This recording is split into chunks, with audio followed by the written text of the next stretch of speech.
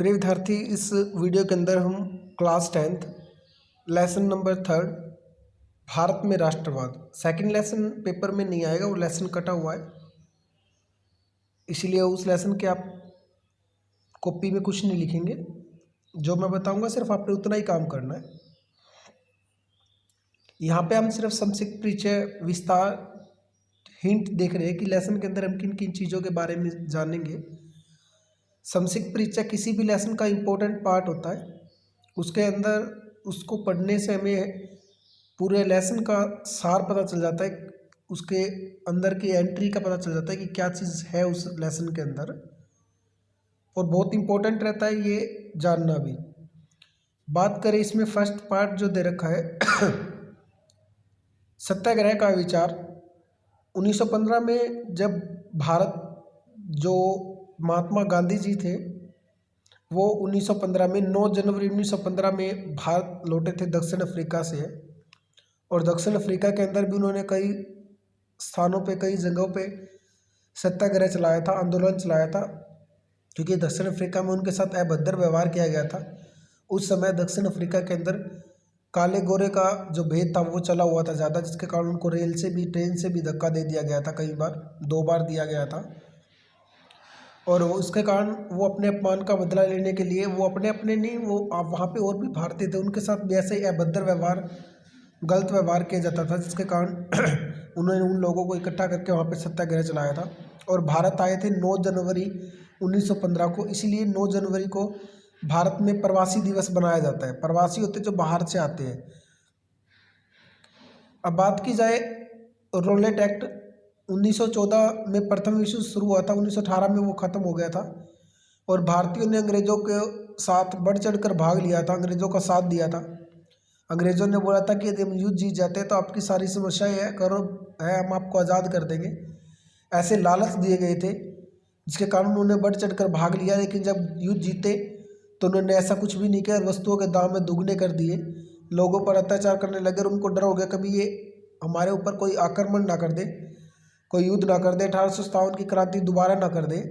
तो इस कारण से उन्होंने रोलेट एक्ट, जिसको बोला जाता है काला कानून, 1919 में लागू किया था। जिसका काला कानून मतलब कि जिस व्यक्ति को किसी भी व्यक्ति को थोड़ा सा भी संदेह होने पर गिरफ्तार कर लिया जाता था, ना कोई अपील कर सकता था वो व्यक्ति जिसको गिरफ्तार किया गया है, ना दलील और ना अपील, ना वकील ना दलील ना अपील।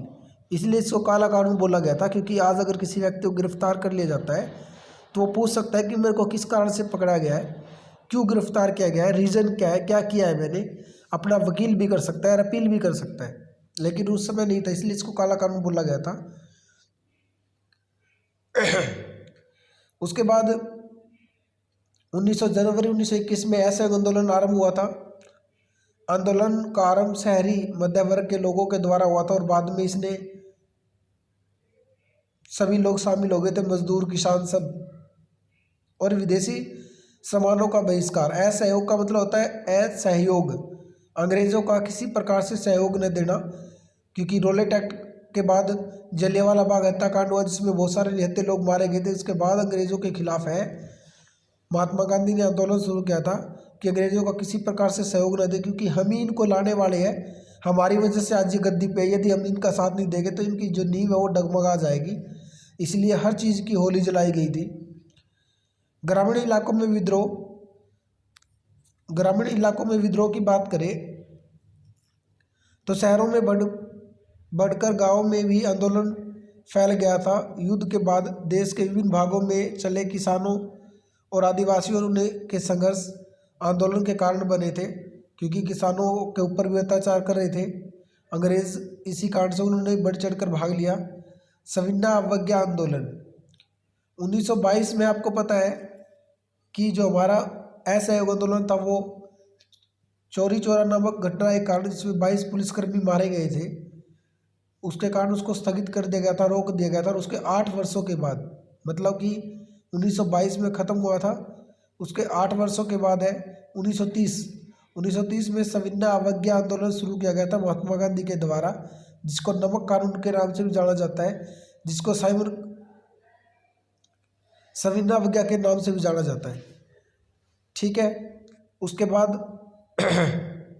नमक यात्रा, तो यही है, नमक यात्रा बोल लो या दांडी यात्रा बोल लो या सविनय अवज्ञा आंदोलन बोल लो।